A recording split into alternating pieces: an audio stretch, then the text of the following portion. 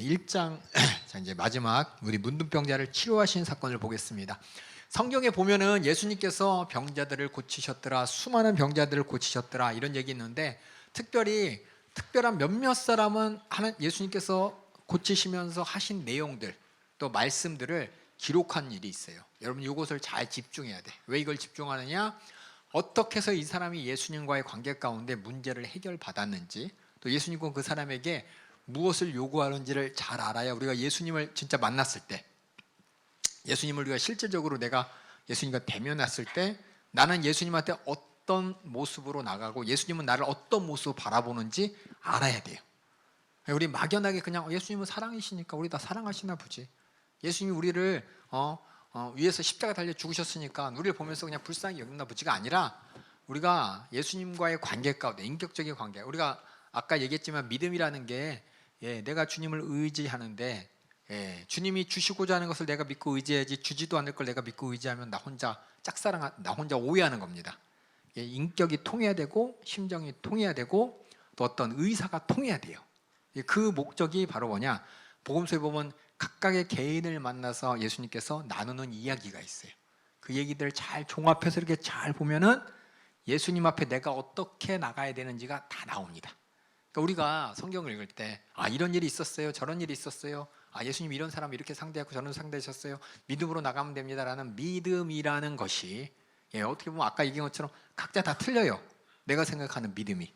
그래서 이제 복음서를 통해서 어떻게 예수님 앞에서 내가 어떤 심정, 어떤 마음으로 예수님을 바라봐야 되고, 예수님은 어떤 심정, 어떤 마음으로 나와 상대하시고 하자는지 예수님과 인격적인 관계를 우리가 잘 알아야 됩니다. 이게 정말 내가 예수 믿는 것이고 내가 온전히 예수를 바라보는 것이기 때문에 이런 이야기들이 1장에도 나오지만 뒤에도 계속 나와요. 그래서 여러분들에게 겹치면은 여러분이 언제부터 어떤 판화를 보면 빨간색, 파란색, 노란색이 합쳐져서 멋있는 그림이 되잖아요, 인쇄해서. 그것처럼 맨 처음에 빨간색이 보여요, 파란색이 보여요, 녹색이 보여요, 노란색이 보여요. 근데 쫙 합쳐지면은 아주 그냥 자연스러운 사진처럼 이 그림이 펼쳐지는 것처럼 이런 예수님 만난 사람들의 이야기를 계속 이렇게 겹쳐보면은 하나님이 나에게 요구하시는 게 뭐고 예수님은 어떤 심정과 어떤 마음으로 나를 바라보셨는지 발견할 수가 있으니까 나중에 보면 우리가 찾게 됩니다. 한번 보도록 하겠습니다. 첫 번째, 이렇게 여러 가지 예수님을 상대하는 수많은 사람들의 장면 중에서 첫 번째 장면, 우리 문둥병자를 치료하시는 장면이 이제 9장 나옵니다. 1장 마지막에 읽어주세요. 한 문둥병자가 예수께 와서 꿇어 엎드려 간구하여 가로되 원하시면 저를 깨끗게 하실 수 있나이다. 예수께서 민망히 여기사 손을 내밀어 저에게 대시며 가라사대. 민망히 여기다, 이 말을 우리 고등학생들은 잘 모를 거야, 그렇죠? 성경이 얘기하는 민망이와 내가 얘기하는 민망이가 틀려요, 그렇죠? 여러분이 민망한 것은 창피해 이거잖아요. 못 볼 꼴을 봤어 이거잖아요, 그렇죠? 그렇죠? 아무나 그냥 우통 까고 막 돌아다녀 바바리 아저씨가 막 이렇게 말도 안 되는, 그렇죠? 이런 민망함이 아니라 여기 민망함은 옛날 언어예요. 옛날 언어로서 불쌍히 여긴다는 뜻입니다. 제가 여기 가로 열고 써놨죠. 여러분들이 성경을 읽을 때 성경이 번역될 때 그 당시에 그 의미를 잘 찾아야 돼서 제가 성경에 이렇게 다 써놨으니까, 결국 예수님께서 문둥병자를 바라보면서 민망히 여기사 못 볼 걸 봤다 이게 아니라 불쌍히 여겼다는 거예요. 그다음 읽어주세요. 내가 원하노니 깨끗함을 받으라 하신대 곧 문둥병이 그 사람에게서 떠나가고 깨끗하여진지라. 어미 경계하사 곧 보내시며 가라사대 삼가 아무에게 아무 말도 하지 말고 가서 내 몸을 제사장에게 보이고 내 깨끗게 됨을 인하여 모세의 명한 것을 드려 저희에게 증거하라 하셨더니, 그러나 그 사람이 나가서 이 일을 많이 전파하여 널리 퍼지게 하니, 그러므로 예수께서 다시는 드러나게 동네에 들어가지 못하시고 오직 바깥 한적한 곳에 계셨으나 사방에서 그에게로 나아오더라. 이 얘기 보면 문둥병자를 나타내실 때 문둥병자하고 얘기 중에서 반복되는 키워드가 뭘까요? 그렇죠. 원하시면 누가 원해야 돼요? 내가 주님이 원해야 되는 거예요. 맞아. 그러니까 주체를 봐야 돼요, 그렇죠? 문둥병자가 얘기하죠. 당신이 원하시면 저를 깨끗하실 수 있습니다. 예수님께서 내가 원하니 깨끗함을 받으라. 이 말은 뭐냐면 주도권을 누가 갖고 있냐 이거예요. 여러분이 삶 가운데 또 하나님을 상대할 때 주도권은 하나님한테 있는 겁니다. 근데 우리는 내가 원하는 걸 얘기하죠. 나 이거 원하는데 이거 해주세요. 나 이거 원하는데 이거 해주세요. 이게 뭐냐면 세상에서 우상 숭배하는 사람들이 우상한테 나갈 때, 그렇죠? 나 이거 부족한데 아들 없는데 아들 주세요. 비나이다부터 시작해서 우리 자식 잘 되게 해주세요. 내가 원하는 걸 갖고 신을 상대하지만 우리가 예수님을 상대할 때는 뭐냐? 주님이 원하시는 걸 내가 바라야 돼요. 그러니까 내가 주님이 원하는 게 뭔지 내가 알아야 기도해서 응답받는 것이지, 그런 의사가 통하는 것이지. 다시 말해서 주권, 주도권이라고 썼지만 주권은 누가 갖고 있냐? 하나님이 갖고 계시고, 그걸 내가 인정하는 게 믿음의 시작입니다. 그러니까 여러분이 나 예수 믿어요. 근데 내가 하고 싶은 거 다 하면서 예수 믿어? 주권을 예수님한테, 예수님이 기뻐하실 일, 예수님이 좋아하실 일 내가 하면서 내가 예수님한테 주시고자 하는 거, 주님이 그거 나 주시고자 원하는 거 내가 알아요.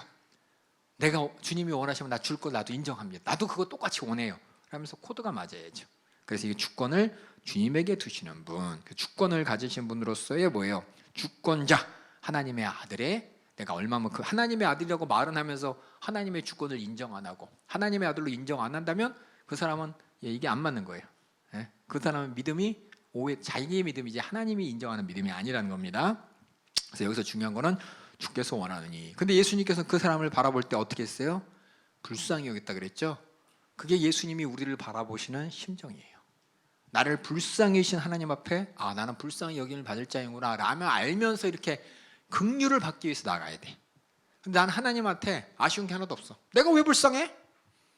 하나님, 난 아쉬운 거 하나도 없어. 내가 아쉬워야 하나님한테 내가 불쌍한 걸 알죠. 하나도 아쉬운 게 없어. 내가 뭐 예수님 없다고 해서 내가 뭐 학교 못 가는 것도 아니고 못 입는 것도 아니고 아쉬운 게 없는데, 그럼 그 사람은 하나님과의 믿음의 관계에 들어갈 수 없어요. 하나님 앞에 나는 불쌍한 자, 나는 스스로 할 수 없는 게 뭔가를 잘 찾으시고 내가 할 수 없는 것 중에서 하나님께서 해주고 싶은 게 뭔지를 잘 알아야 돼. 지금 이 문둥병자는 뭐냐? 알아요. 나는 내 스스로 이 병을 고칠 수 없다는 거. 지금 뭐 의학이 발달돼서 뭐 주사 맞으면 문둥병도 이제 낫고 더 이상 전염도 안 되지만 이 당시만 해더라도 문둥병은 고칠 수 없는 병이에요. 하나님의 저주받은 병이고 하나님이 특별히 고쳐주지 않으면 고칠 수 없는 병입니다. 근데 이 사람이 예수님께서 병 고치신다는 소식을 들었겠죠? 듣고 저분이라면 하실 수 있을 것이라는, 그리고 나가서 하는 말이 당신 다른 사람들이 병 고쳐 나도 고쳐주세요 이렇게 온 게 아니라 지금 예수님한테 어떻게 나왔냐? 당신이 원하시면, 주권을 그 사람 예수님한테 놨죠.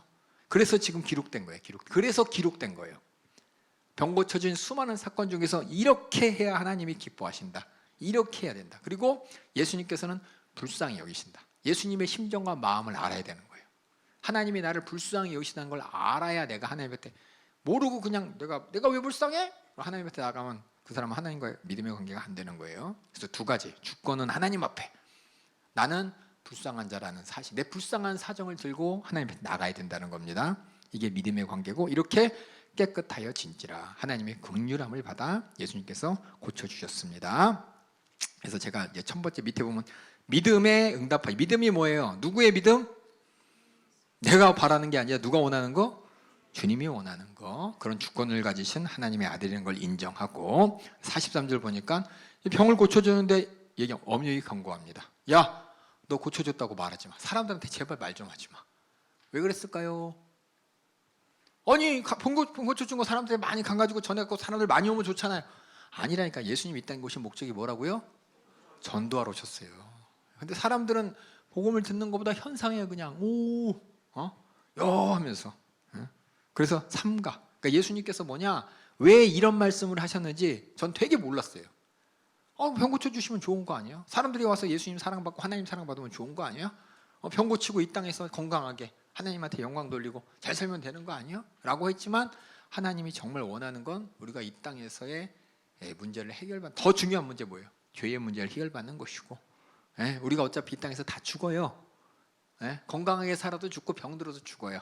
하지만 그 안에서 어차피 죽는 인생 가운데 내가 이 인생 조금 더 편하게 산다고 해서 내 영혼의 때가 편한 게 아니라 진짜 중요한 건 내 영혼의 때라는 겁니다. 그래서 우리는 예수님이 전도하러 오셨고 그 전도는 회개의 복음입니다.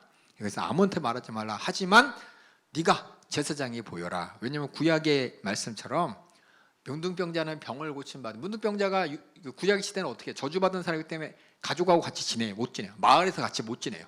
마을 밖으로 쫓겨나가지고 밖에서 혼자 살아야 돼. 아니면 문둥병자끼리 이렇게 뺑뺑뺑 돌면서 살아야 돼.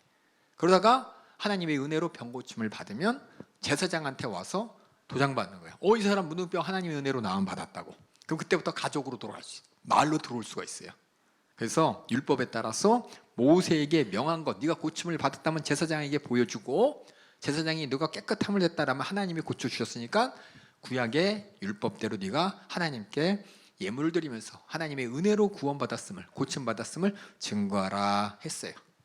이게 뭐냐면 예수님이 하신 일은 어느 날 갑자기 나타나서 구약에 있는 하나님이 하신 일과 다른 일이 아니라 그 구약의 그 하나님의 뜻을 이루러 오신 분이라는 거예요. 어떤 사람들은 딱 쪼개요. 유대교, 기독교 쪼개요. 다른 하나님처럼 얘기해. 아니에요.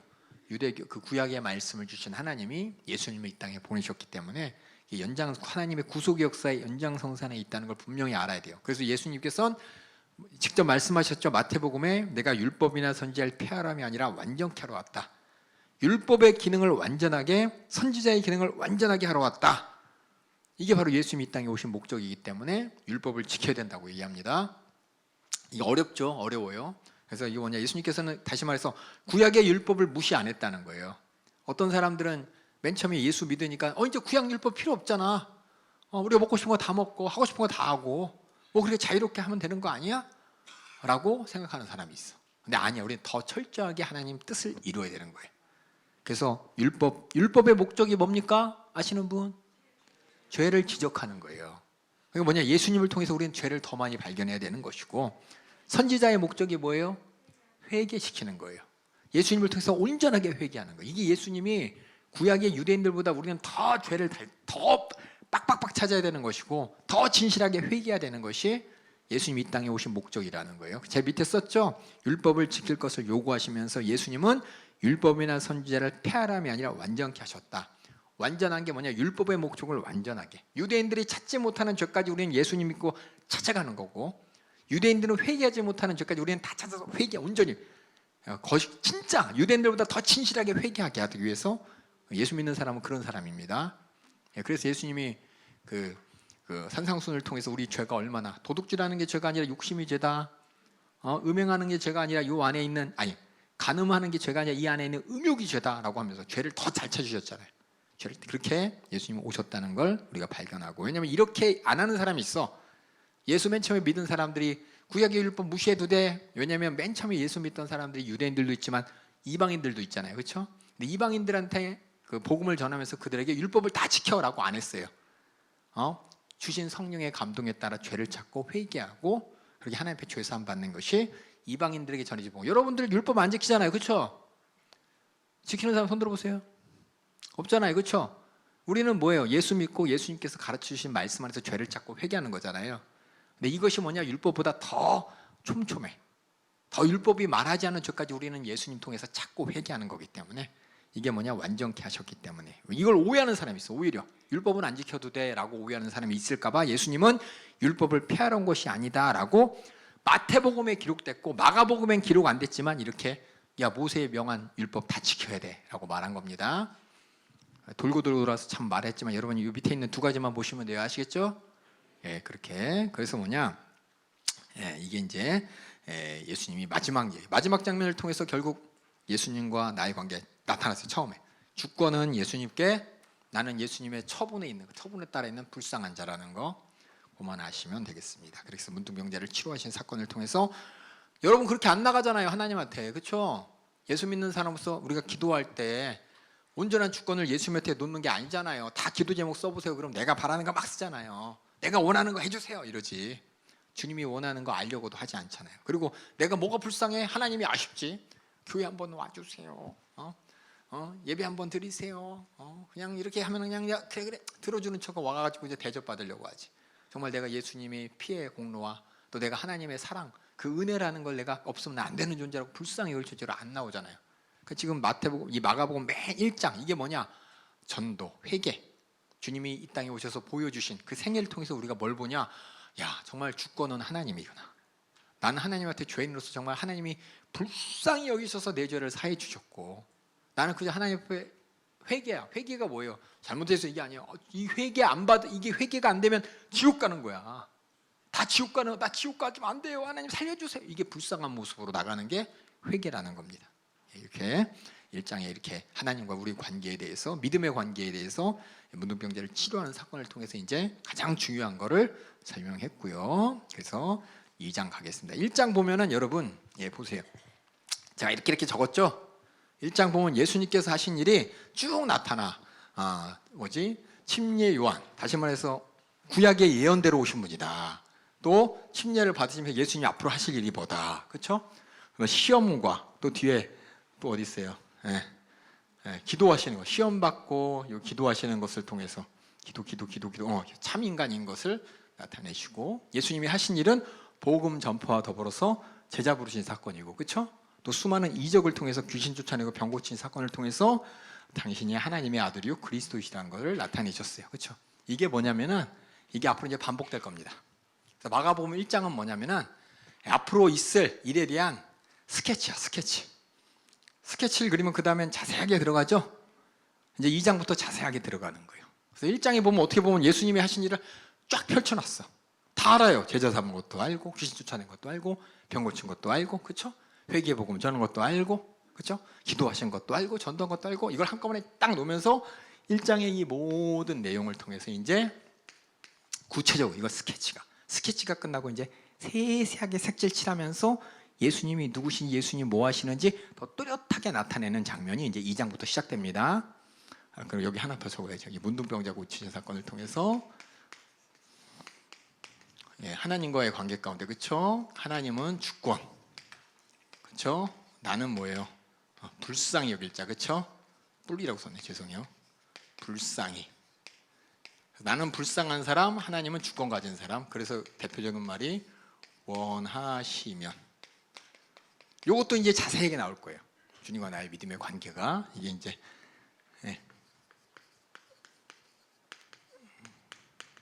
믿음의 관계에 대한 heb이죠. 여기 보면 제가 뭐 빨간색, 파란색, 하얀색 동그라미 쳤죠. 이게 다 뭐예요? 복음의 얘기, 하나님의 아들 예수 그리스도에 대해서 쭉 설명하는 거죠. 이해 가세요? 하나님의 아들 예수 그리스도의 복음을 한번 이렇게 싹 펼쳤어. 그렇죠? 이걸 더 자세하게 이제 펼치면서 2장부터 예수님이 누구신지, 예수님이 뭐하러 오신 분이 더 자세하게 설명하는 게 2장부터입니다. 어려워요, 사실. 우리 고등부 학생들이 이해할 수 있으면 다 서울대 갈 것 같아. 이게 어려워요. 대학원에서도 이렇게 가르쳐줘도 못 듣는 사람 많아, 못 알아듣는 사람 많고. 여러분들이 지금 제 잘한 건 아니에요. 하나님께서 깨닫게 하셔서 자세하게 이렇게 복음에 대해서 설명해 주는 강의를 제가 못 들어봤어. 근데 나는 알고 싶은데 못 들어봐가지고 하나님께서 담임 목사님 말씀 통해 우리 교회 들은 말씀을 막 쌓아놨는데 이게 정리가 안 되는데 성경 보니까 다 정리가 돼 있는 거예요. 그러니까 여러분들 성경을 통해서 여러분이 여태까지 들었던 복음을 같이 정리하는 겁니다. 그러니까 이런 교회 없어요. 이렇게 교회 자세히 이렇게 다 설명해 주는 교회가. 그 다음에 우리 한번 요거 하나만 더 볼게요. 하나만 더. 여러분이 항상 말씀드리는데 11페이지 잠깐 볼게요. 11페이지. 11페이지 맨 마지막에 성경을 읽을 때, 묵상할 때 주의할 점. 요거 여기 보이시죠? 진리가 너희를 자유케 하리. 이 말 많이 들었어요? 진리가 너희를 자유케 하리라. 어느 학교에서는 학교에 캐치프레이즈로 딱 적혀 있어. 연세대 여러분 좋아하는, 그렇죠? 연세대 좋아하죠? 연세대 갈 사람 손 들어. 가고 싶은 사람 다 가고 싶지, 그렇죠? 유명한 대학교인데 거기가 이제 선교사가 세운 학교잖아요, 그렇죠? 선교사가 세운 학교로 진리가 너희를 자유케 하리라 딱 적어놨어요. 근데 많은 사람들이 대학에 가면은 학문을 배워. 학문을 배우면 그 진리가 모든 사람이 참 편안하게 살 수 있도록, 모든 정의가 실현되는 그 자유를 줄 거야 라고 자기 마음대로 해석을 해. 근데 원래 의미 뭐냐? 어떤 자유냐? 한번 읽어보겠습니다. 요한복음 8장 32절부터 34절까지 한번 쭉 여러분 읽어봐. 시작. 진리를 알지니 진리가 너희를 자유케 하리라. 저희가 대답하되 우리가 아브라함의 자손이라 남의 종된 적이 없었거늘 어찌 우리가 자유케 되리라 하느냐. 지금 뭐냐면 예수님이 말하니까는 무슨 자유야, 나 이미 자유자인데 나 종 아닌데 무슨 자유라고 얘기하는 거예요? 라고 하는 거예요. 그랬더니 예수님께서 34절에 말씀하십니다. 시작. 예수께서 대답하시되 진실로 진실로 너희에게로니 죄를 범하는 자는 죄의 종이라. 그럼 자유는 어디서부터 자유예요? 죄에서 자유예요. 뭘로? 진리를 통해서. 다시 말해서 성경에서 얘기하는 진리는 뭐냐?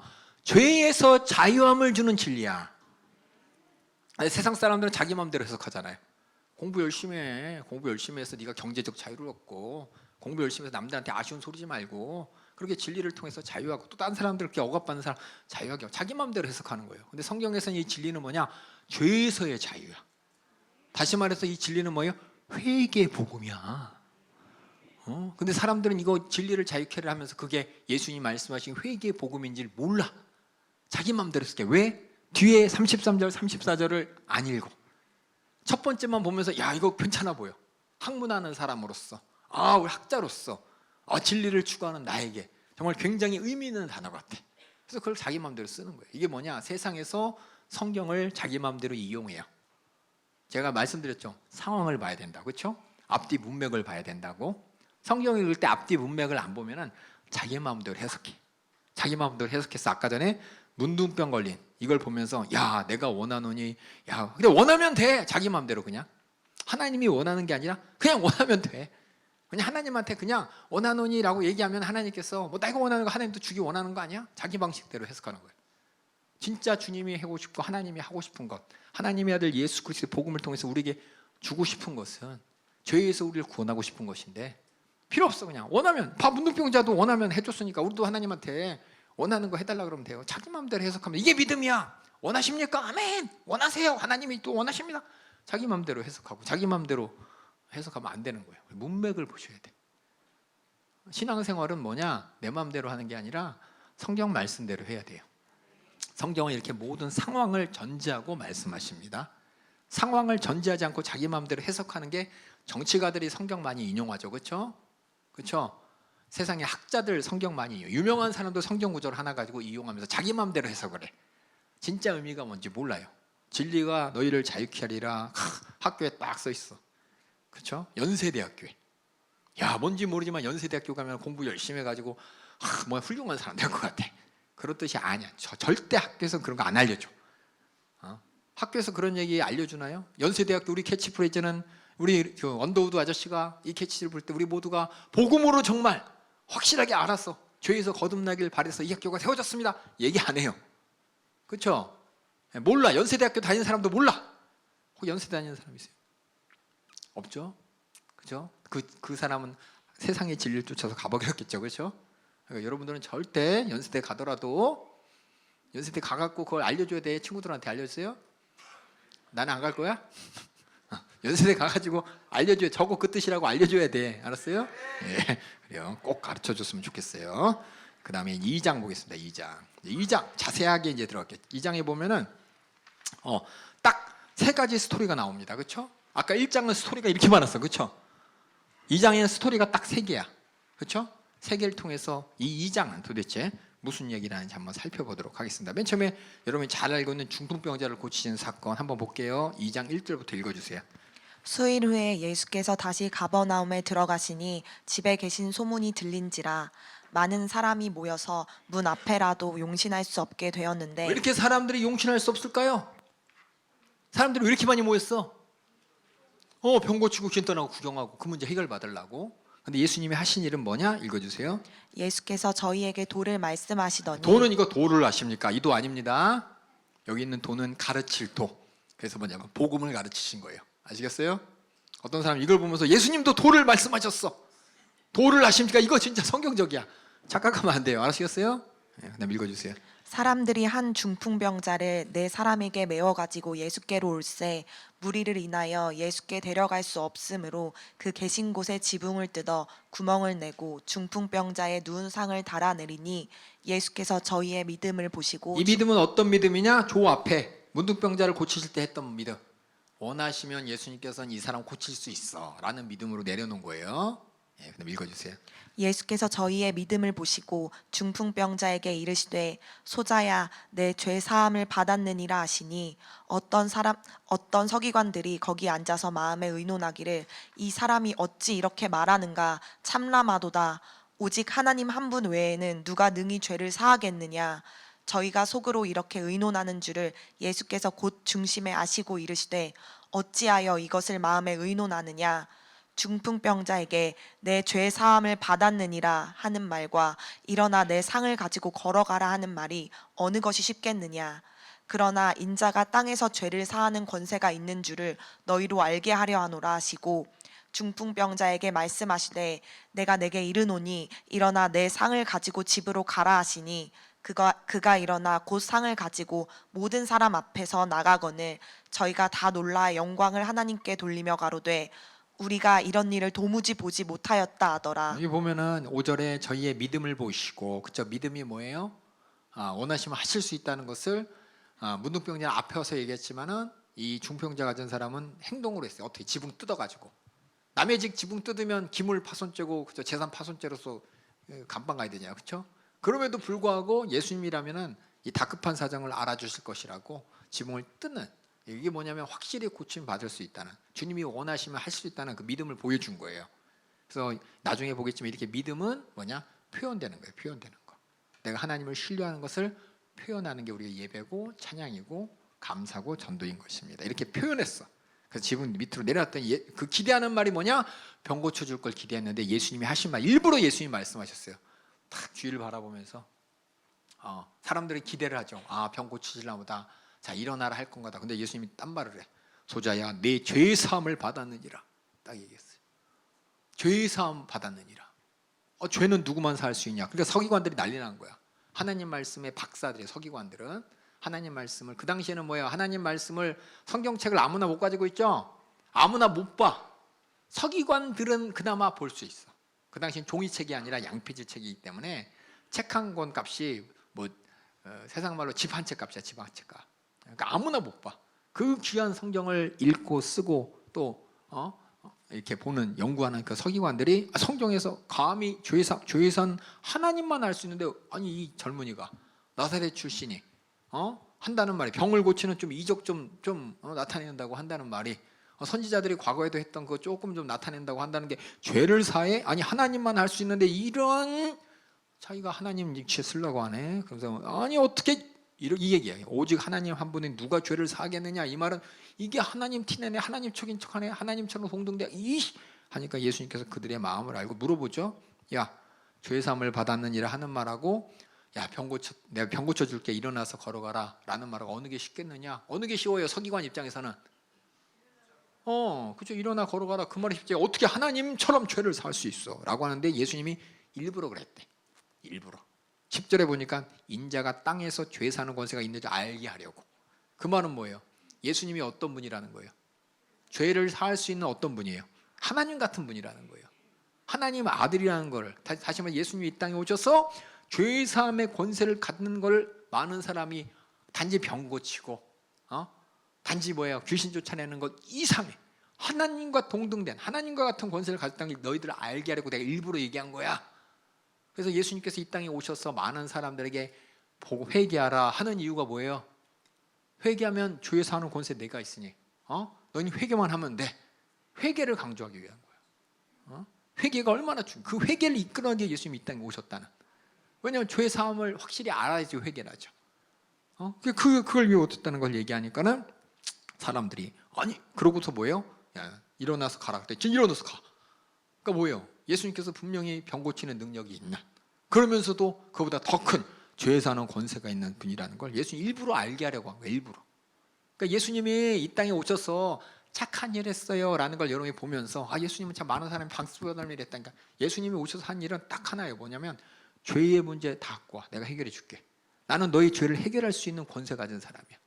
죄의 문제를 계속해서 강조하면서 회개하라. 하나님의 나라 갖고 심판이 있다. 너희들한테 가장 중요한 건 이 죄의 문제다. 나는 이 전도하러 왔다. 그러면서 예수님은 죄 사하는 권세를 가진 분임을 가르쳐주기 위해서 있다. 그러니까 예수님이 이 땅에 오신 목적이 그 권세를 보여주는 거야. 그래야지 회개를 하고 예수를 믿을 수 있으니까. 그 목적이라는 것을 중풍병자를 고치심을 통해서 나타내죠. 그래서 제가 밑에 썼죠. 예수님은 누구라고요? 죄 사함의 권세를 가진 하나님의 아들, 하나님 같은 분, 아들이란 분임을 이 첫 번째 통해서 예수님은 누구시냐, 뭐 하시는 분이냐 딱 나타났고, 그 다음에 레위를 부르신 사건 읽어주세요. 예수께서 다시 바닷가에 나가심에 무리가 다 나와 왔거늘 예수께서 저희를 가르치시니라. 또 지나가시다가 알페오의 아들 레위가 세간에 앉아 있는 것을 보시고 저에게 이르시되 나를 조치라 하시니 일어나 조치니라.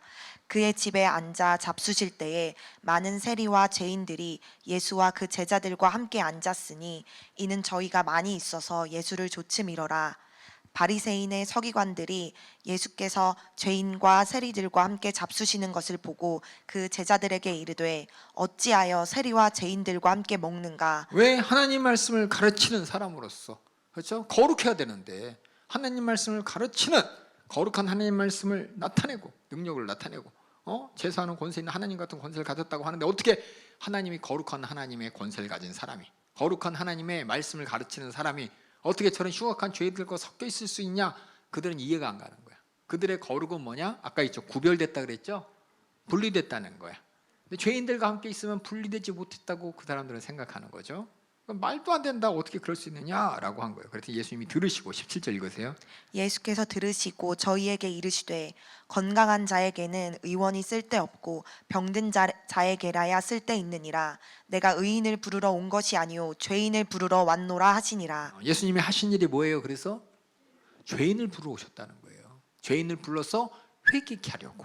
이게 예수님의 주된 사역이고, 그래서 복음 전하는 것이 예수님이 전도하러 왔다 이렇게 말씀하신 거예요. 그래서 예수님이 저 두 가지 사건을 통해서 보면은 예수님은 이 땅에 오신 목적이 뭐냐? 2장에 그래서 뚜렷해. 여기 1장은 이렇게 예수님은 하나님의 아들 그리스도십니다라고 얘기했죠. 그분이 진짜 이 땅에 오신 진짜 목적이 뭐냐? 이게 2장에 빵 하고 나오는 거예요. 두 가지 사건을 연결하면 예수님은 죄 사는 권세를 가진 분이라고 많은 사람이 알아야 되는 것이고, 그래서 예수님 그 권세를 가지고 죄인들을 찾아서 죄를 해결해 주기 위해 예수님이 이 땅에 오셨다는 거예요. 그게 예수님이, 우리가 그래서 뭐예요? 우리는 예수님을 찾아가려면 내가 죄인입니다 라는 것을 인정해야 되는 것이고, 예수님은 내 죄를 해결하신 분이라는 걸 내가 인정하고 가야 돼. 이게 정말 예수님 만나는 거예요. 내가 불쌍한 사정이 뭐예요? 죄로 말미암아 지옥 갈 사정이 불쌍한 사정인 것이고, 주님이 원하는 건 이 죄의 문제를 해결해 주고 싶어서 이 땅에 오셨다니까요. 그것이 믿음이에요, 믿음.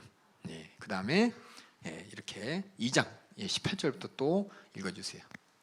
요한의 제자들과 바리새인들이 금식하고 있는지라 혹이 예수께 와서 말하되 요한의 제자들과 바리새인의 제자들은 금식하는데 어찌하여 당신의 제자들은 금식하지 아니하나이까? 금식을 왜 합니까?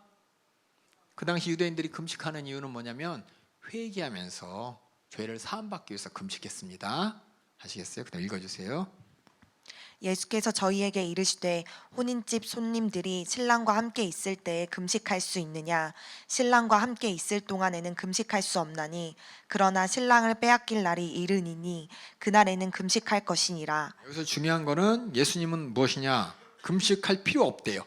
예수님과 함께 있으면 금식할 필요가 없대요. 그 말은 뭐냐면 예수님은 금식할 이유를 없애시는 분이야. 금식한 이유가 뭐 때문이라고 그랬죠? 그러니까 죄의 문제를 해결하실 분이라는 거예요, 예수님은. 그래서 예수님과 있을 때는 금식할 필요가 없다라고 말씀하시고 가르쳐 주신 거예요. 그래서 예수님의 사역이 뭐냐? 금식 때문에 막 고통스럽고 괴로운 사람들에게 죄의 문제를 해결해서 그들을 기쁘게, 그들을 행복하게 만드는 잔치집의 신랑과 같은 분이다. 이게 바로 예수님이 하신 사역이라는 거예요. 그래서 2장의 내용이 지금 일관성 있게 흘러가죠. 그렇죠? 각각의 에피소드가 아니라 다 한 목소리로 흘러가죠. 그렇게 마가가 기록했어요. 그렇게 하나님이 우리가 그냥 쭉 읽지 말고 읽으면서 하나하나 더 구체적이고 확실하게 예수님께서 이 땅에 왜 오셨는지, 예수님 누구신지 알아가라고 기록하셨어요. 그 다음에 그래서 이게 혼인집 신랑의 비유가 뭐냐? 예수님은 금식할 이유를 해결하신 분이고, 금식으로 죄 때문에 고통스러운 우리가 죄가 해결되기 때문에 기뻐할 수 있는, 그렇죠? 잔치자리의 주인공이다라는 것이고, 21절부터 또 읽어주세요. 생배 조각을 낡은 옷에 붙이는 자가 없나니 만일 그렇게 하면 기운 새 것이 낡은 그것을 당기어 헤어짐이 더하게 되느니라. 새 포도주를 낡은 가죽 부대에 넣는 자가 없나니 만일 그렇게 하면 새 포도주가 부대를 터뜨려 포도주와 부대를 버리게 되리라. 오직 새 포도주는 새 부대에 넣느니라 하시니라. 이 말이 뭐냐? 저 밑에 뭐라고 썼죠? 제가 이걸 어떻게 읽어야 되나? 그러면 뭐뭐는 뭐뭐, 이거 아시죠? 자, 여러분 우리 수학 시간에 이거 배웠죠? A 대 B는 C 대 D, 그렇죠? 이것과 이것의 비유는 요거랑 같은 거예요. 그게 뭐냐? 보세요 한번. 신랑이 없으면 뭐예요? 금식해야 되죠. 그렇죠? 그 말은 뭐냐면 낡은 조각, 낡은 포도주로 살아야 되는데, 그렇죠? 그게 뭐예요? 낡은 조각, 낡은 포도주가 하나님 앞에서 내가 죄 사함 받으려는 내 의와 노력이죠.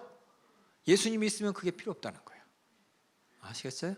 예, 그게 뭐냐? 다시 말해서 우리 신랑이 있기 때문에 금식할 필요가 없는 것이고, 신랑이 있기 때문에 새 생배 조각, 낡은 포도주, 다시 말해서 예수님과 함께 있으면 금식할 필요가 없다는 거야. 죄의 문제가 해결된다는 거예요. 죄의 문제를 해결하지 못한 사람들이 막 금식하고, 그렇죠? 율법대로 뭔가 막 이렇게 금식하고, 그게 뭐냐? 아까 얘기했잖아요. 낡은 조각, 생배 조각. 그게 뭐냐? 예수님 믿는 사람, 안 믿는 사람 차이야.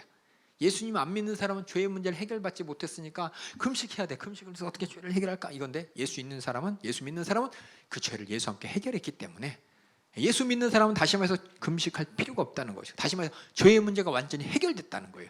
해결되지 못한 사람이 그러니까 예수 믿고서 나 죄의 문제 해결 못했어, 금식해야 돼, 그럼 말이 안 된다는 거예요. 지금 이게 무슨 말인지 알겠어요?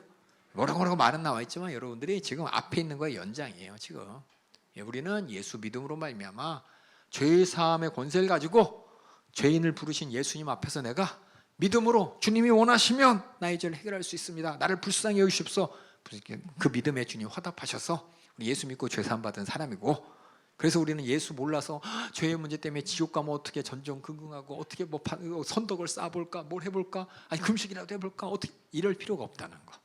이게 바로 우리가 이 비유를 통해서 예수님이 누구시고 예수님 뭐 하시는 분인지 분명히 나타낸 겁니다. 예, 어렵지만 이 비유를 여러분이 잘 알 거예요. 잘 생각해 보세요. 글자 많다고 여러분들이 반복된다고 헷갈리지 말고 쉽게 생각해, 쉽게. 그 다음 읽어보겠습니다. 안식일에 예수께서 밀밭 사이로 지나가실새 그 제자들이 길을 열며 이삭을 자르니 바리새인들이 예수께 말하되 보시오, 저희가 어찌하여 안식일에 하지 못할 일을 하나이까? 예수께서 가라사대 다윗이 자기와 및 함께한 자들이 핍절되어 시장할 때에 한 일을 읽지 못하였느냐? 그가 아비아달 대제사장 때에 하나님의 전에 들어가서 제사장 외에는 먹지 못하는 진설병을 먹고 함께한 자들에게도 주지 아니하였느냐? 또 가라사대 안식일은 사람을 위하여 있는 것이요 사람이 안식일을 위하여 있는 것이 아니니 이러므로 인자는 안식일에도 주인이니라. 뭔 얘기인지 잘 몰라. 왜냐하면 예수님이 얘기하신 다윗 얘기를 몰라. 다윗 얘기 모르죠? 고등학생들 모르죠? 뭔 얘기인지 모르겠죠? 그러니까 성경이 이해가 안 가는 거야. 그래서 제가 위에다가 적어놨죠. 사무엘상 21장 1절 6절 적어놨죠. 다윗에 무슨 일이 있었는지 보면은 한번 읽어보면 알아. 여러분들이 성경을 안 읽어서 모르는 거야. 그래서 복음서를 이해하려면은 구약을 잘 알아야 돼요. 왜냐하면 구약에 말씀하신 대로 하나님께서는 예수님을 통해 우리를 구원하셨기 때문에 구약의 사건을 잘 알아야 돼. 한번 사무엘상 21절 1절 6절 되게 길어요. 긴데 여러분들이 귀를 쫑긋 열고 어떤 사건인지 읽어서 참, 그쵸? 읽어서 이해할 수 있으면 한번 읽어보세요 하고 할 텐데 분명히 읽어도 모를 거야. 제가 읽을게요. 제가 제 목소리를 읽어볼게. 다윗이 노베 가서, 노브는 땅이에요, 땅. 제사장 아히멜렉에게 이르렀습니다. 아히멜렉이 떨며 다윗에게 영접합니다. 그에게 이르되 어찌하여 내가 홀로 있고 함께하는 자가 아무도 없느냐? 다윗이 물어봤어요. 다윗에게 물어봤어요. 왜냐하면 그때 다윗은 뭐냐면은 사울을 피해서 도망가는 중이야. 근데 사울을 피해서 도망갈 때 혼자 도망가는 게 아니라 다윗을 쫓아가는 수많은 세력이 있었어요. 다윗을 지키고 호위하는 사람들. 그 사람들이 그러니까 다윗은 사울이 볼 때 배신자야. 사울은 다윗 죽이고 싶었어요. 아니 감히 하나님의 사랑을 가로채, 그러면서 다윗을 원수처럼 생각하고 저놈만 죽여야지 미움이 막 쏟아서 죽이려고 했는데 다윗은 대적하지 않고 도망 다녔어. 근데 다윗이 하나님이 쓰시는 사람이요 또 하나님의 사람인가 아는 사람에게 쫓아다녔어요. 그래서 다윗이 쫓아가는 곳에 사울이 막 쫓아다니고 분쟁이 있고 막 전쟁 같은 그런 갈등이 있는 거야. 다윗이 노베 땅 아히멜렉 제사장에 갔는데 아히멜렉이 보니까는 군대가 와야 되는데 군대가 와서 막 전쟁의 소용돌이 막 그런 분위기가 있어야 될 건데 다윗 혼자 온 거야. 혼자 오니까 아히멜렉이 물어보니까 왜 혼자 있습니까? 함께하는 그 당신의 군대들 어디 있습니까? 그때 다윗이 제사장 아히멜렉에게 이르되 왕이 내게 이를 명하고 이르기를 내가 너를 보내는 바와 내가 명한 바의 일을 아무에게도 사람 앞에 알지 말라게 하시기로 내가 나의 소년들이 여차한 곳에 약정하였나이다 하면서 혼자 온 이유를 이렇게 얘기합니다. 사울이 시켰어라고 이제 어떻게 보면 돌려서 말한 거예요. 혼자 왔다. 그리고 내가 당신이 수중에 무엇이 있는가 좀 내놔라. 그때 떡 5덩이나 무엇이 있는 대로 내주소서. 도망가니까 배고파가지고 먹을 걸 달라고 제사장한테 딱 갔어요. 근데 제사장이 말합니다.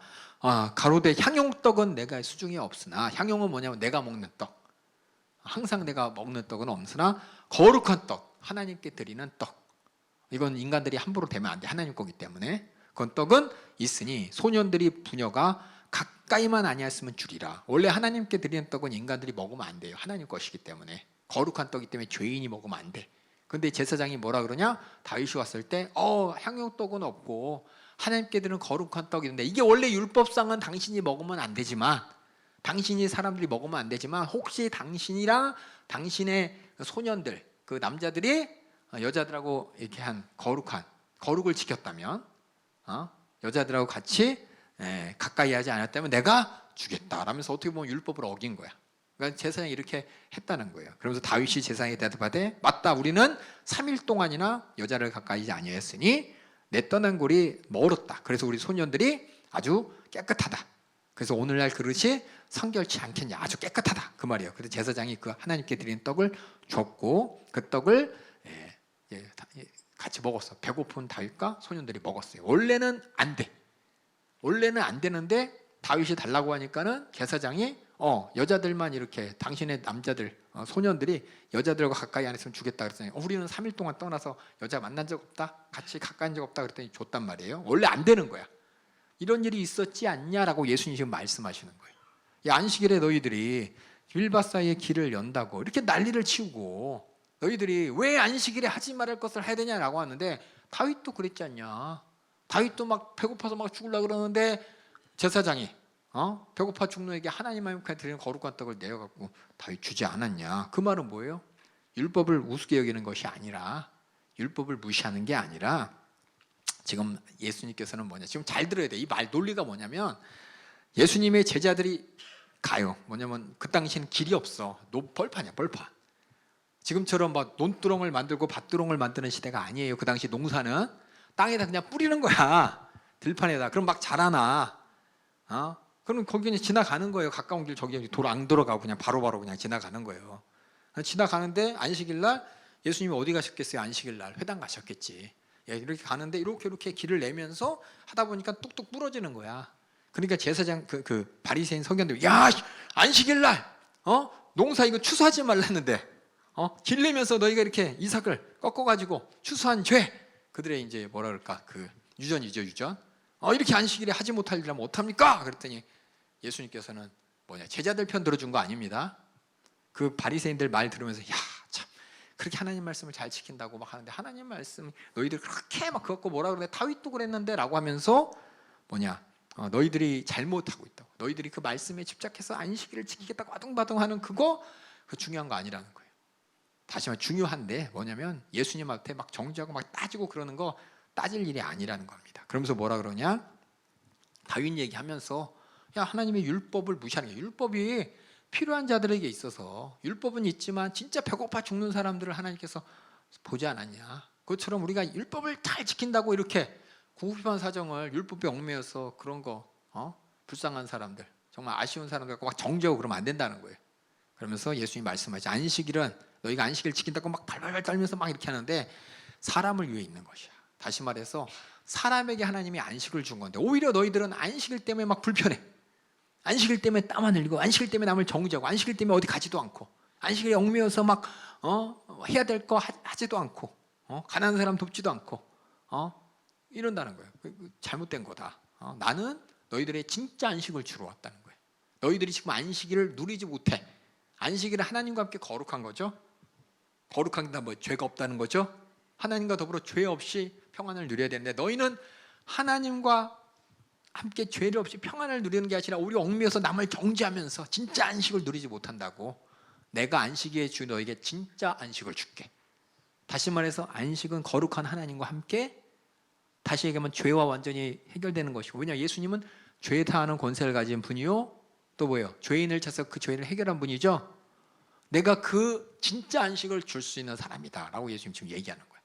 너희들 안식에 얽매여서 막, 야, 저거 저렇게 정죄하고 남 정죄하고 진짜 안식을 누리지 못하는 너희들, 진짜 안식 내가 주러 왔어 라고 지금 예수님이 말씀하시는 거예요. 무슨 얘기인지 알겠어요? 안식은 하나님과 함께 거룩한 겁니다. 거룩은 아까 죄하고 분리된 거라 그랬죠? 죄하고 분리되려면 죄를 사함받아야 되죠? 그래서 지금 2장 전체는 뭐냐? 예수님은 누구냐? 우리에게 죄 사는 권세를 가지고 오셔서 우리 죄인을 불러서 죄를 해결하시고 진짜 안식을 주시는 분이 바로 예수님이다 라는 것이 2장의 내용이에요. 그러니까 2장에서 예수님은 누구십니까? 예수님 뭐 하시는 분입니까? 대답할 수 있어야 돼요. 이 세 가지 에피소드를 통해서 일관성 있게 얘기하는 겁니다. 이해 가세요? 그러니까는 우리가 이 첫 번째 에피소드에서 밑줄 그을 말이 뭐냐? 인자는 땅에서 죄 사는 권세가 있는 줄 너희가 알게 함이라. 이 말 때문에 이 에피소드를 설명한 거고, 두 번째는 나는 죄인을 부르러 왔노라. 이 말 때문에 에피소드를 설명한 거고, 마지막은 나는 안식일의 주인으로 진짜 너에게 가짜 안식 누리는 너희들에게 진짜 안식 주러 왔다라는 이 말 얘기하는 거예요. 그러니까 예수님이 누구냐? 우리 죄의 문제를 해결하고 우리에게 참 하나님과 더불어서 거룩한 안식을 주실 분이다라는 것이 2장 전체 내용이죠. 이렇게 모든 에피소드가 연결돼서 예수님이 누구고 뭐 하시는 분인지를 지금 설명하고 있는 거예요. 2장은 이렇게 빵 하고 직접 예수님 입술을 통해서, 그렇죠? 다른 사람들의 말이 아니라 예수님 입술, 나 죄 사는 권세 있어, 나 죄인 부러 왔어, 나 죄를 없애고 너에게 참 안식 줄 거야 라고 예수님이 공생의 가운데 말씀하신 거예요. 그래서 2번 그 밑에 박스에 보죠. 예수님의 정체에서 예수님이 육신을 입고 이 땅에 오신 목적이 바로 쭉 적었죠. 그렇죠? 이해 가세요? 지금 2장의 내용이 다 같은 내용이죠? 연결되죠? 그래서 2장의 내용이 여기 끝이야. 그래서 예수님이 누구신가에 대한 답을 물어본다면 여러분들은 마가복음 2장을 보세요. 마가복음 2장을 보면 진짜 예수님이 이 땅에 오신 목적이 나와 있습니다. 나 혼자 그냥 목소리가 크죠? 졸려! 졸려. 지금 껐는데, 춥게 이게 껐는데. 그래서 읽으면서 여러분이 이걸 찾아갈 수 있어요. 이렇게 찾아가라고 이게 힌트를 주면서 복음서가 기록된 겁니다. 그 다음에 우리 3장 볼게요. 3장 보면은 에피소드가 몇 개인가 볼게요.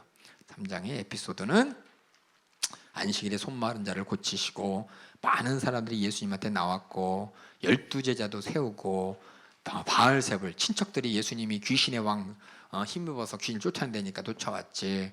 또 예수님께서 나의 참가족 이런 사람 참가족 얘기했죠. 이게 뭔 얘기인지 모르겠어. 3장이 갑자기 막 예수님께서 한 얘기가 일관성이 없는 것처럼 보이는데 4장을 보면은 일관성이 있습니다. 그래서 3장과 4장은 연결되는 거예요. 이거 성경 보면 참 되게 조직적으로 쓰였어요. 어떻게 3장 연결됐는지 볼게요. 3장을 여러분이 보실 때 뭐냐면은 키포인트는 뭐냐면 예수님과 관계하는 많은 사람들 보여요. 많은 사람들. 예수님 싫어하는 사람, 좋아하는 사람, 따라가는 사람 여러 사람들 있죠. 그럼 예수님과 어떤 관계인지 스스로 한번 판단해봐라라는 게 3장입니다. 그럼 첫 번째 한번 볼게요. 안식일에 손 마른 자를 고치심 한번 읽어보세요. 예수께서 다시 회당에 들어가시니 한편 손 마른 사람이 거기 있는지라. 피가 안 통해서 손이 이렇게 쪼그라든 거야. 알았죠, 여러분들? 손 마른 게 읽어주세요. 사람들이 예수를 송사하려 하려 안식일에 그 사람을 고치시는가 엿보거늘. 자기가 안식일의 주인이래. 이런 신성모독. 진짜 네가 안식일의 주인이지. 진짜 지대로 많은 사람 앞에서 한번 판단을 받아봐라. 안식일이 어떤 날인데 안식일의 주일이라면서 막 율법으로 안 지켜? 걸려갖고 내가 재판에 넘기겠다고 이렇게 쳐다보고 있는 거예요. 그다음 읽어주세요. 예수께서 손 마른 사람에게 이르시되 한 가운데 일어서라 예수님 하시고. 다 알고 있어요. 그 사람이 어떤 심정으로 자기를 쳐다보고 있는지. 그 다음에 저희에게 이르시되. 저희가 누구예요? 저희가 누구예요? 네? 송사하고는 저 위의 사람들, 그렇죠? 송사하려는 그 사람들이죠. 저희에게 이르시되 얘기해 주세요. 안식일에 선을 행하는 것과 악을 행하는 것, 생명을 구하는 것과 죽이는 것 어느 것이 옳으냐 하시니. 어느 것이 올라요? 선을 행해야 되고 생명을 구하는 게 옳죠. 그게 하나님이 주시는 안식이잖아, 그렇죠? 그다음 읽어주세요. 저희가 잠잠하거늘 저희 마음의 완악함을 근심하사 노하심으로 저희를 둘러보시고 그 사람에게 이르시되. 왜냐하면 예수님이 안식일 지키나니 송사하려는 그 정죄하려는 마음 있잖아, 그렇죠? 하나님의 아들을 그냥 죄 있다고 그냥 정죄하는 그 마음을 보면서 저것들 이를 뿌듯뿌듯 저 같은 완악함을 근심하사 저것들 어떻게 하면서 노하심으로 둘러봤어요. 예수님 얼굴이 막 울그락불그락했겠죠. 예수님을 도전하는 그들을 바라보면서 그러면서 손 마른 자에게 손을 내밀으라 그랬어요. 읽어주세요 또. 내 손을 내밀라 하시니 그가 내밀매 그 손이 회복되었더라. 자, 이 사람들은 손을 회복하면 어떻게 하려고 송사하려고 그랬어요? 안식일에 일을 해. 어떤 일? 손 고치는 일. 안식일에 의사가 하는 일. 안식일에 의원들이 병 고치는 일. 이거 이 육신의 일 아닌가라고 하는데 예수님이 먼저 그 앞에 전제를 띄웠죠. 야, 안식일에 선을 행하는 거, 악을 행하는 거 어느 게 옳으냐? 생명을 살리는 거, 죽이는 거 어떻게? 그래서 내가 이렇게 안식일에 병 고치는데 이거 갖고 너희들이 송사할래?라고 예수님 지금 반문하는 거예요. 반문하는 거예요. 근데 이 바리새인들이 어우, 우리 속을 어떻게 알았지?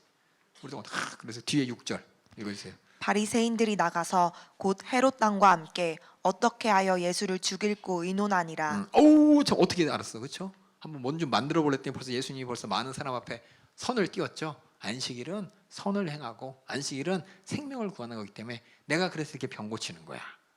라고 이분들 듣기 때문에 어우, 그렇죠? 그들의 생각에는 병 고치면 의사가 하는 일한 일이기 때문에 안식일을 파기했다고 할 뻔했는데, 그래서 그 뒤에 제가 적었죠. 예수님을 인정하지 않고 시비하려는, 이걸 완악한 마음이라 그랬죠. 예수님을 도전하는 그 마음을 가진 바리새인과 헤롯 당의 이야기라고 보시면 돼요. 바리새인과 헤롯 당, 이런 사람이 있었어. 예수님을 죽이려는 사람들, 예수님을 어떻게 착잡아서 어떻게 창피 주려는 사람들. 우리 주위에는 있나요, 없나요? 예수 믿는다고 어떻게든, 그렇죠? 우리 코로나 때 교회가 모인다고, 그렇죠? 예배로 모인다고, 이거 법이 위반됐다고, 어떻게 하면, 그렇죠? 교회 못 모이게 하려고 그냥 사람들이 그냥 바닥바닥 그냥 했던 그런 정치인들이 있었어요, 여러분들. 그런 사람들이 있었고, 그 다음에 보면 여기 미리 할게, 헤롯 땅이라고 나왔죠? 우리 고등학생 학생들 여기 보세요. 헤롯 땅이 누굴까요? 헤롯의 친구들이에요. 맞아요.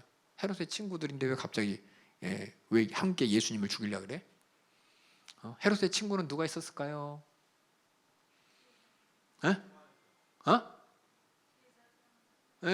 저 아시는 분은 말씀하지 마시고 고등학생들한테. 헤롯이 누구? 헤롯 당하니까 헤롯 친구들이야. 그때 헤롯은 이방인이죠. 그리고 로마가 임명한 왕이야. 그 지역에. 로마가 참 바보 같은 게 그 지역에서 말 잘 듣는 사람을 왕을 세우잖아요, 그렇죠? 근데 이스라엘 백성들한테 이방인 왕을 세웠을 때 이스라엘 백성들이 그 왕 말 들어요, 안 들어요? 안 듣잖아. 그러니까 헤롯이 어떻게 해야 돼? 자기는 왕인데 말을 안 들어.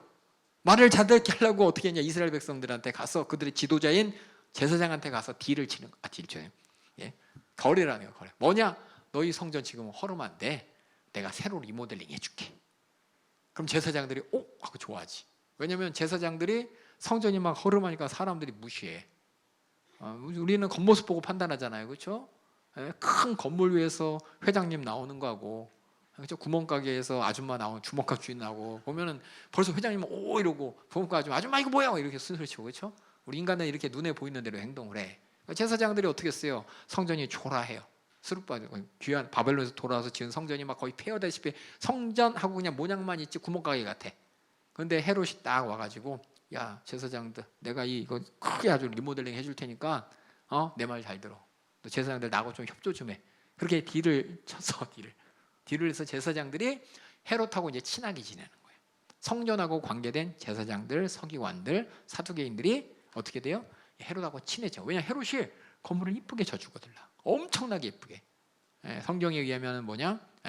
혹자에 의하면, 성경은 안 써 있지만 그 당시에 이제 고고학자들이 얘기할 때 솔로몬의 성전보다 더 멋있고 화려하게 져줬어요. 얼마 동안? 46년 동안. 헤롯이 성전 몇 년 지었어요? 7년. 헤롯이 아니라 솔로몬이. 다윗의 아들 솔로몬이 맨 처음 하나님 성전을 지을 때 7년 졌을 때 와 아름답다고 했는데, 헤롯이 그 제사장하고 이제 얘기해가지고 내가 성전 리모델링 해줄게 해서 리모델링을 몇 년 했냐? 짓는 것도 아니고 리모델링만 46년 해줘요. 어마어마한 거야. 어마어마한 거야. 이런 건물이 로마에서도 있을까 말까 한 거야. 그러니까는 그 제사장들이 어깨가 이렇게 올라가지. 이 성전을 봐라. 대단하지 않냐? 하나님의 능력과 권세와 나의 위치가 어느 정도인지 알겠지라면서 어깨가 이렇게 올라가잖아요. 그렇게 헤롯하고 친하게 지냈던 예루살렘의 지도자들을 헤롯 당이라고 하는 거예요. 그래서 헤롯 당, 그냥 헤롯 친구들이니까 이방인 사람이고, 이방인 사람들이 예수님을 죽이려고 하나라는 그냥 예수님 실현나가 아니라 왜냐하면 예루살렘의 지도자예요. 예루살렘의 지도자. 예루살렘의 지도자들은 율법을 철저하게 지키죠. 근데 율법을 예수님께서 야, 너는 율법 잘못 지키고 있어. 너희들이 지키는 안식일은 가짜 안식이야. 진짜 안식 아니야. 그러면서 오히려 막 정죄하니까 막 울그락불그락. 많은 사람들 앞에서 막 어떻게 말로는 못 이겨. 그냥 울그락불그락 어떻게 저거 없애나 미워하는 이 헤롯 땅이에요. 헤롯 땅이 누군지 아시겠어요? 네, 그래서 헤롯 땅 하니까 이방인이 아니라 헤롯하고 친하게 지내는 예루살렘의 지도자들, 특별히 제사장들, 성전에서 일하는 사람이라는 걸 아시고 그 사람들은 그냥 예수님 미워. 왜냐하면 우리는 율법에 대해서 율법 안 지켜 남을 정죄하기 바쁜 이런 사람들이 예수님한테 오히려 야 너네 잘못되는 거야 라고 하는데 말대꾸도 못해. 그냥 하는 말마다 다 까요. 권세 그냥 눌리고 그러니까 어떻게 저러지 그냥 원수가 돼버린 거죠. 이런 바리새인 헤롯 땅이 있고 그 다음에 7절부터 또 읽어보겠습니다. 7절 읽어주세요. 예수께서 제자들과 함께 바다로 물러가시니 갈릴리에서 큰 무리가 좇으며 유대와 예루살렘과 이두메와 요단강 건너편과 또 두로와 시돈 근처에서 허다한 무리가 그의 하신 큰 일을 듣고 나아오는지라. 그가 하신 큰 일이 뭘까요? 뭐예요? 병 고쳤더라, 귀신 떠나버렸더라, 이 얘기 오 하면서 막 모였어요. 그 다음에 9절 읽어주세요. 예수께서 무리의 애워싸 미는 것을 면키 위하여 작은 배를 등대하도록 제자들에게 명하셨으니 이는 많은 사람을 고치셨으므로 병에 고생하는 자들이 예수를 만지고자 하여 피크니 함이더라. 더러운 귀신들도 어느 때든지 예수를 보면 그 앞에 엎드려 부르짖어 가로되 당신은 하나님의 아들이니이다 하니. 아까 했던 얘기죠, 그렇죠? 또 이렇게 읽어주세요. 예수께서 자기를 나타내지 말라고 많이 경계하시니라. 하지 말라고 또 얘기가 아까 전에 얘기했었죠, 그렇죠? 그 얘기를 왜 또 하냐? 지금 여기서 포인트는 뭐냐? 이런 사람들이 있었다는 거야. 이런 사람들이 뭐냐? 큰 무리, 허다한 무리라 그래. 허다한 무리. 예수님의 복음을 듣기보다 예수님이 하신 이적과 기적을 쫓아가면서 내 문제 해결받아야 돼 하는 이런 사람들. 예수님 말씀을 듣는 것보다 내 문제 해결하겠다고 예수님 쫓아다니는 사람들. 이 사람들을 허다한 무리라 그래요. 허다한 무리들. 그래서 밑에 썼죠. 자신의 육신의 문제 해결만 집착하고 예수님의 주된 사역인 복음 전도에는 무관심한 허다한 무리들이 이렇게 있었습니다.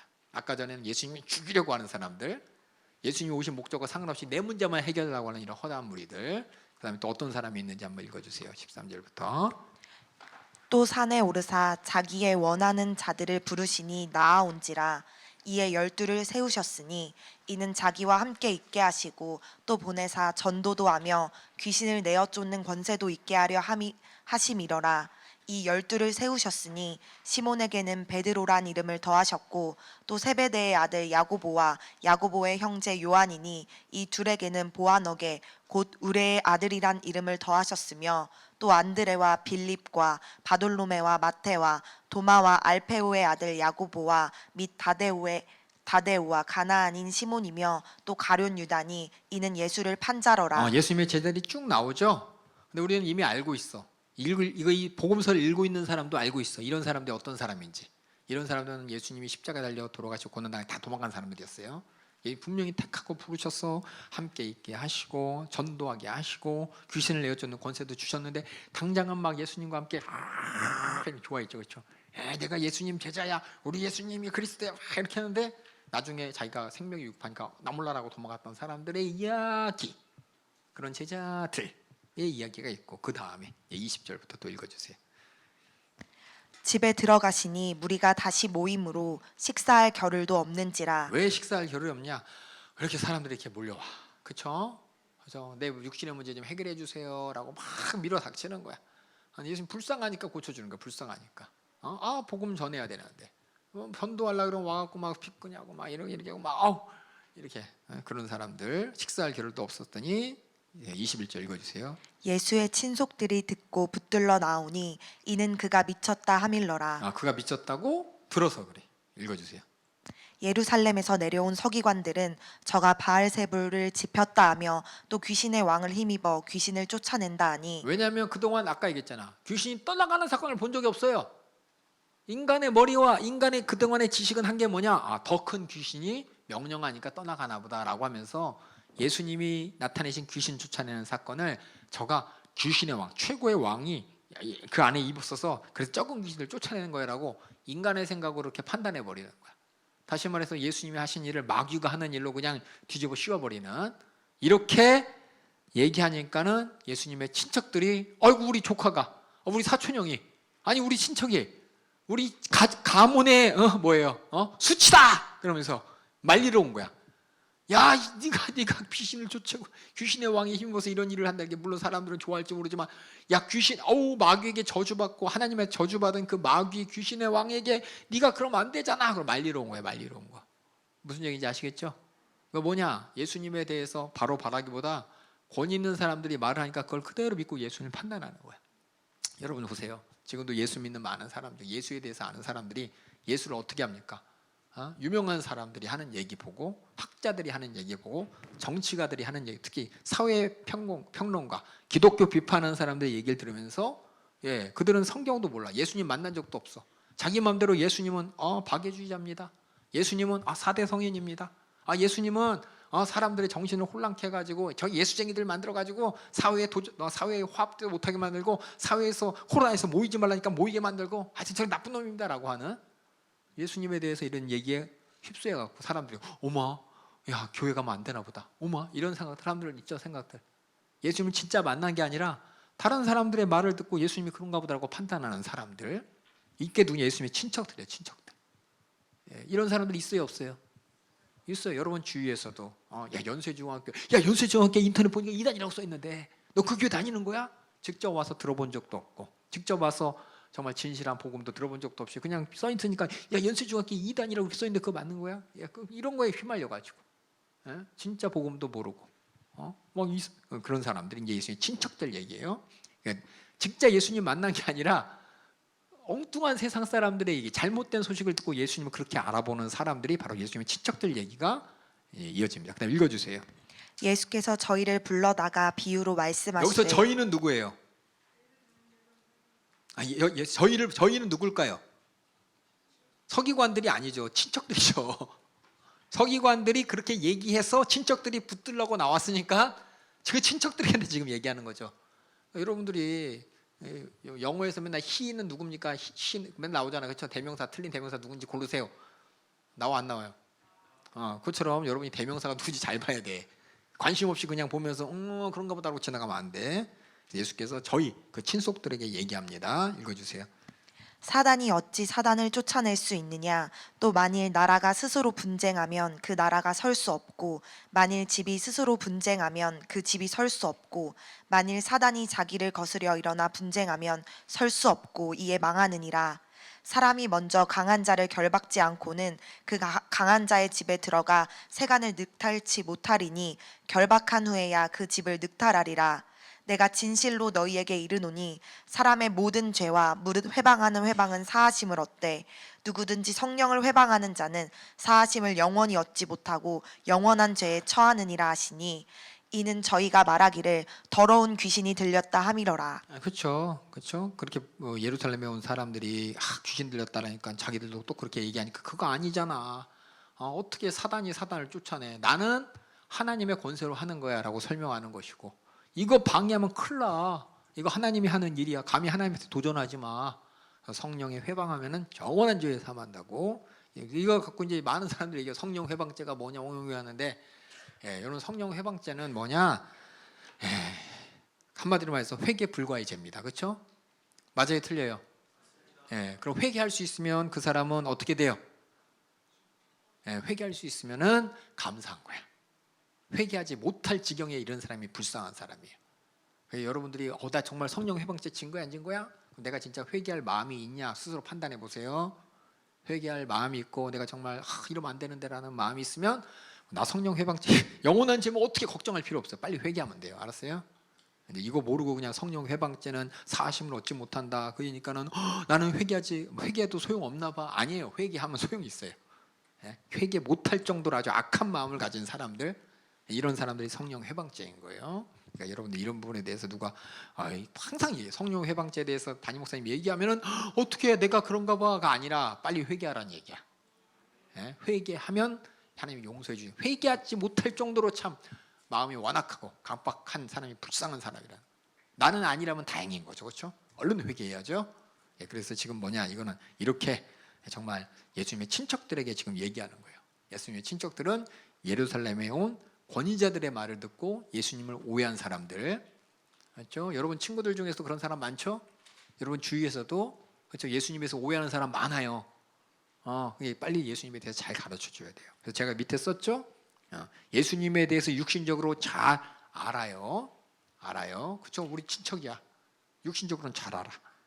그렇죠? 근데 예수님 여기 잘 보여야 될 게 뭐냐면 성령 회방죄가 여기 보면 누구예요? 아까 그 바리새인 서기관들이 귀신의 힘을 힘입어서 예수님이 이렇게 조금 귀신 쫓아내는 거예요라고 했죠. 여러분 잘 봐. 여기서 중요한 거 하나 알려줄게. 우리가 죄라는 게 있잖아요. 죄. 하나님을 도전하는 거죠.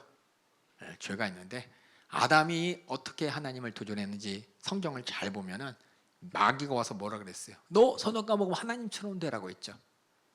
너 하나님처럼 돼. 너 하나님처럼 돼라는 이 죄. 근데 지금 여기 성령 회방죄 얘기 나오면서 이 예루살렘에서 온 서기관들이 뭐라면 저 예수님은 마귀의 힘을 입은 거야. 그럼 잘 봐봐. 여기서는 내가 하나님처럼 되려는 죄, 여기서는 하나님을 끄집어내려서 마귀 취급한 거야.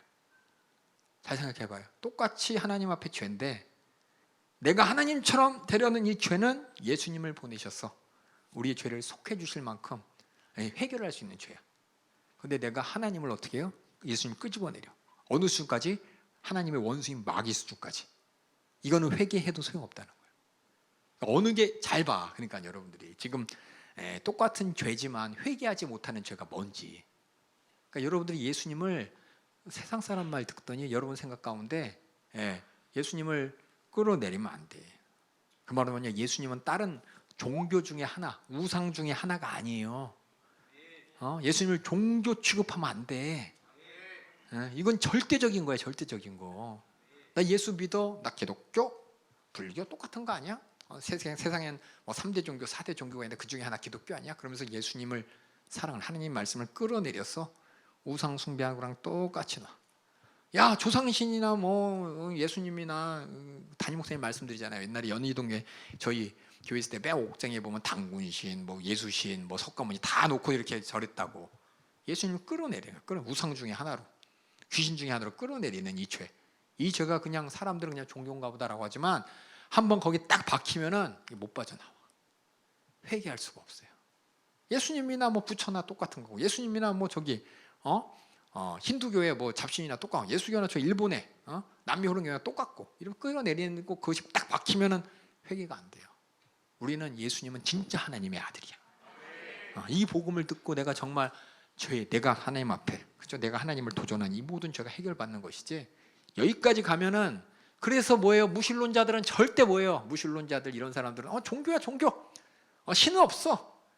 그냥 사람들이 머리에서 나타낸 상상력의 일부, 우상숭배랑 똑같은 거야 라면서 신을 끌어내리는 이런 사람들은 이게 안 변해. 한 번 이렇게 돼버리니까. 무슨 얘기인지 아시겠어요?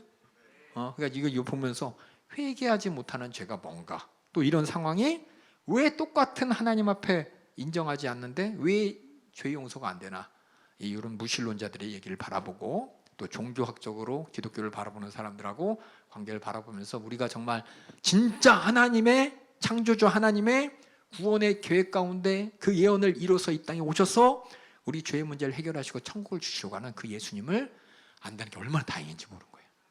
그러니까 절대로 이렇게 예수님의 친척들이나 이 서기관들처럼 여러 세상에서 하는 얘기 있죠. 종교학자들이 하는 얘기, 사회학자들이 하는 얘기, 또 무신론자들이 하는 얘기, 이걸 보면서 엄마라고 생각하면 큰일 나. 진짜 하나님의 아들 예수 그리스도를 온전히 인정하고, 그래서 우리 복음서를 통해서 내가 마음으로 믿어, 그렇죠? 입으로 고백하고 시인해서 내게 주신 구원을 잃어버리지 않는 우리 성도들 되길 바라겠습니다. 이해가요? 그러니까 요 얘기 우리가 지금 하나하나 에피소드를 통해 듣고 있지만, 제가 여러분들에게 이게 다 담임 목사님이 하셨던 얘기야 다. 여러분들 모르죠? 항상 담임 목사님이 하신 거야. 우상 숭배하지 말고 종교로 생각하면 안 되고, 그 모든 것들이 성경에 하나하나 예수님께서 전해주셨던 복음, 이걸 깨우쳐야 될 복음이라는 겁니다. 이해가시죠? 그 다음에 이렇게 예수님의 친척들 얘기, 잘못 듣고 예수님을 잘못 판단한 사람들 얘기, 그 다음에 예수님의 참가족 31절 읽어주세요.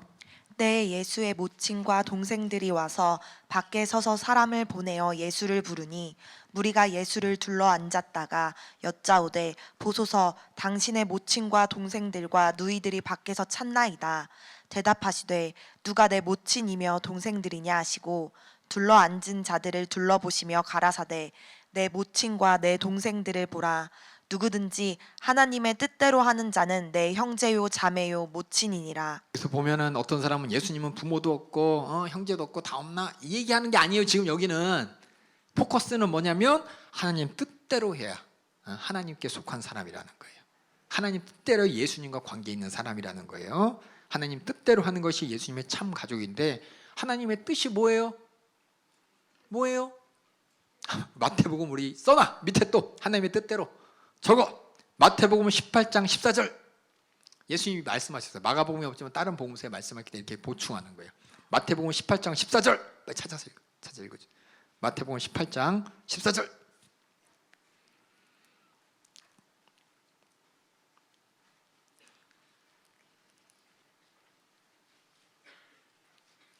읽었어요? 마태복음 18장 14절 자, 하나님의 뜻은 예수님이 말씀하셨어요. 14절 읽어보겠다. 시작.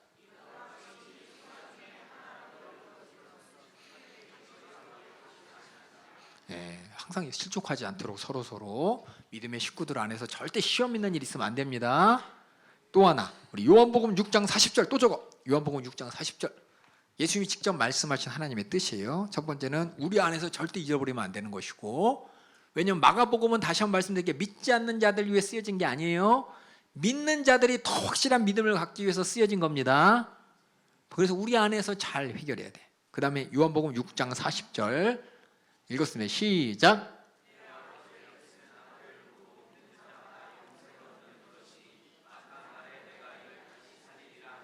영혼 구원이죠, 그렇죠? 아들을 믿게 복음을 전하는 것, 이게 바로 아버지 뜻입니다. 그래서 우리 안에서는 절대 한 사람도 이탈되면 안 되는 것이고, 예수 모르는 사람에게 예수의 복음을 전해서 그들이 예수님의 참가족 될 수 있도록 인도하는 거, 이게 뭐냐? 하나님의 참가족이라는 거예요. 하나님 참가족.